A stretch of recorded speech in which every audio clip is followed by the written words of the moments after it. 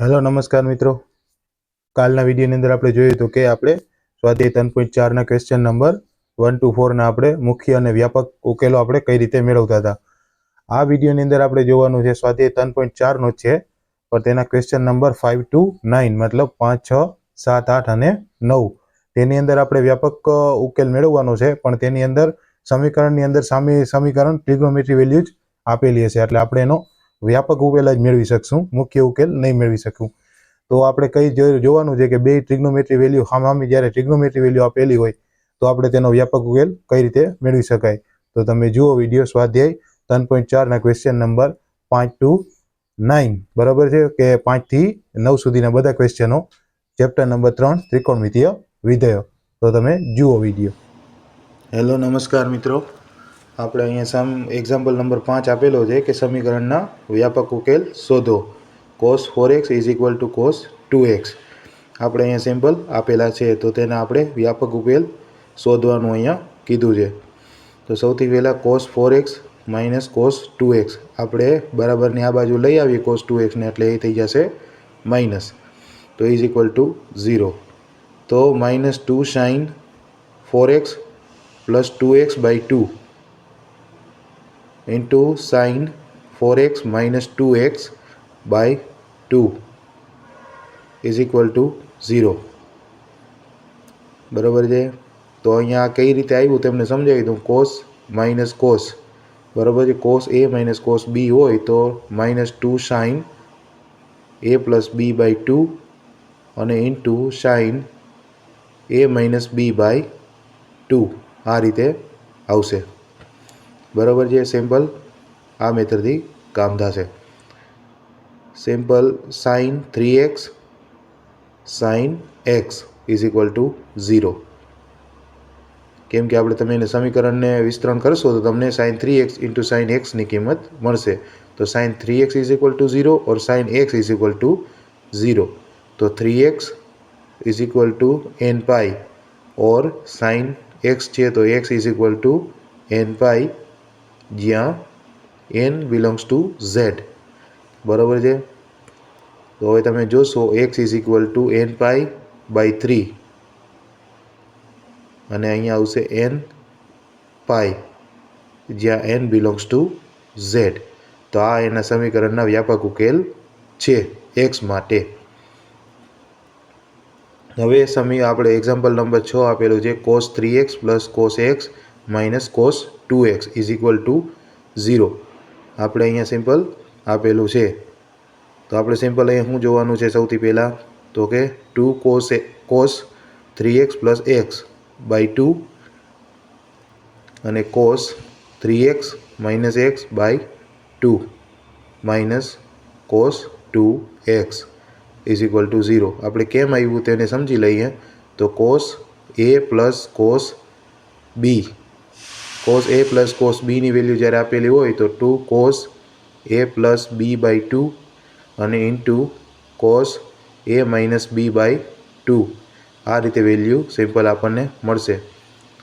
તો તમે અહીંયા જોશો કે 2 cos 3x + x મતલબ 2x અને cos 3x - x મતલબ x -cos 2x = 0.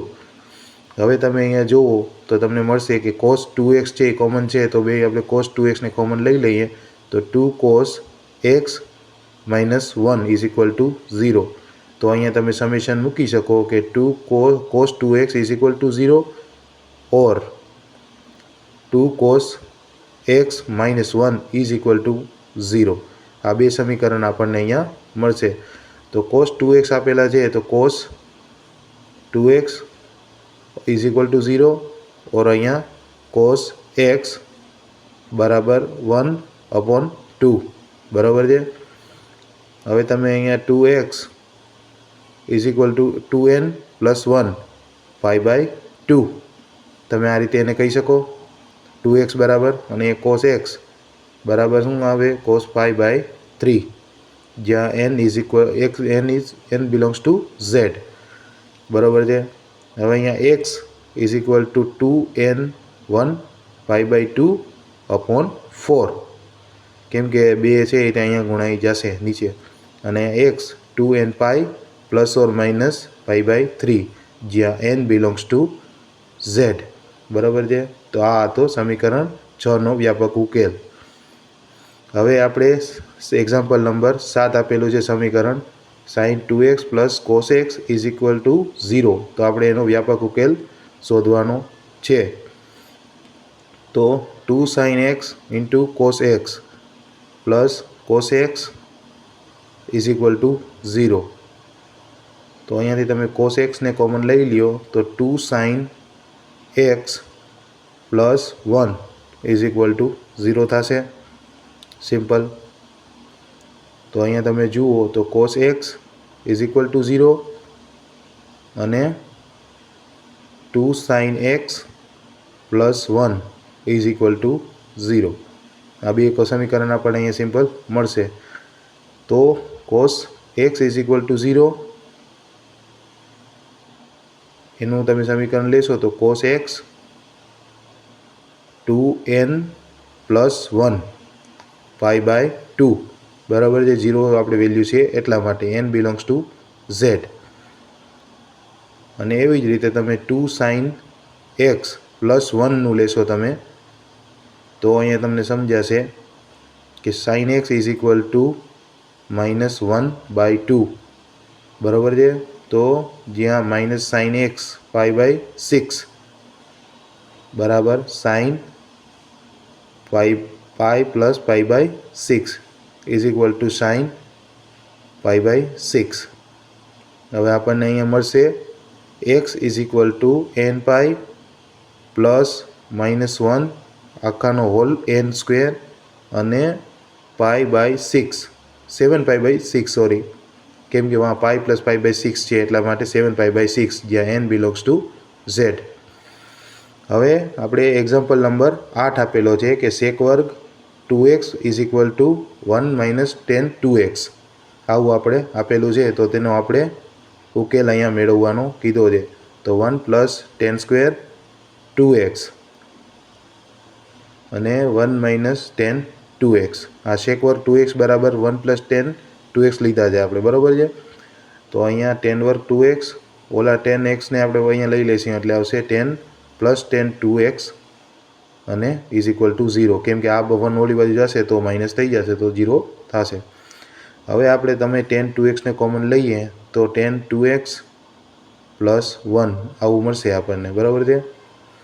હવે તમે સિમ્પલ જુઓ અહીંયા તો આપણને બે સમીકરણ અહીંયા સિમ્પલ સાબિત થાય છે. tan 2x is equal to 0 or tan 2x plus 1 is equal to 0.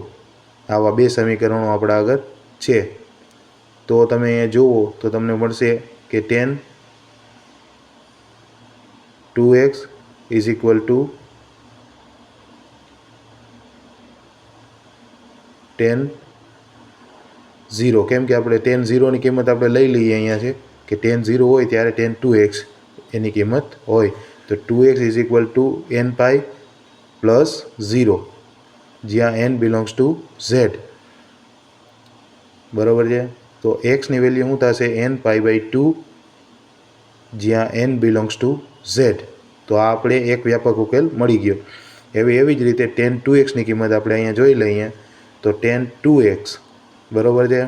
તો tan 2x માઇનસ 1 બરાબર minus tan pi by 4. Minus 1ની કિંમત ક્યારે આવે? tan પાઈ બાય 4ની કિંમત માઇનસ આવે ત્યારે.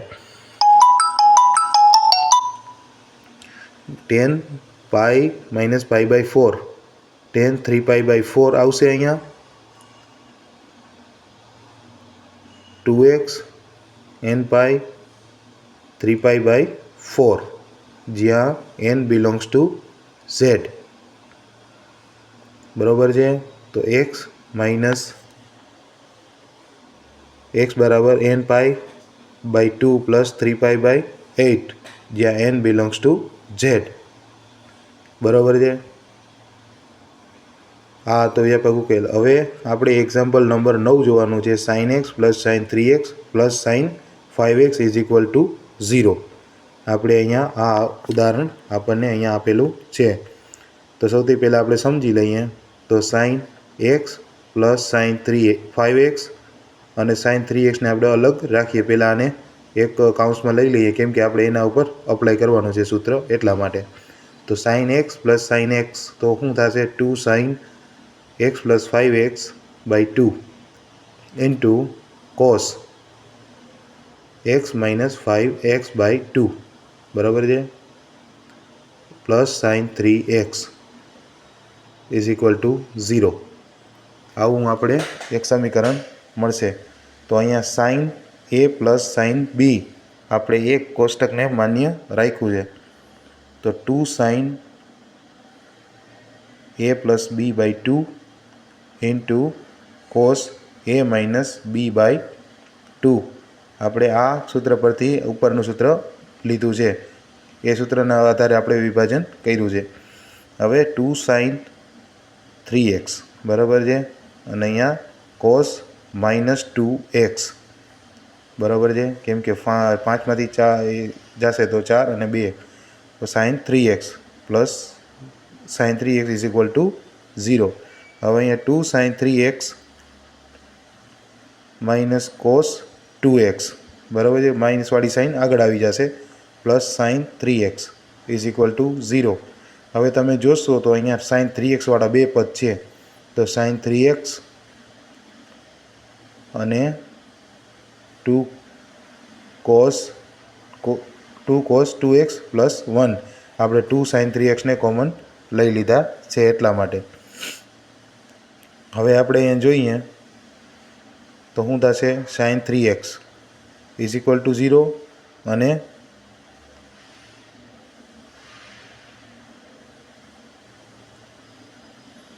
2 cos 2x plus 1 is equal to 0. Sorry અહીંયા ઉપર મેં 2 લખ્યા છે પણ કંઈ વાંધો નહીં. અહીંયા સાઇન 3x એક જ લેવાના છે. Sine 3x is equal to 0. તો શું થશે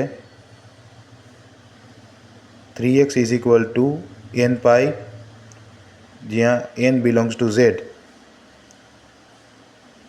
x is equal to n પાઈ/3 જ્યાં n બિલોંગ્સ ટુ z.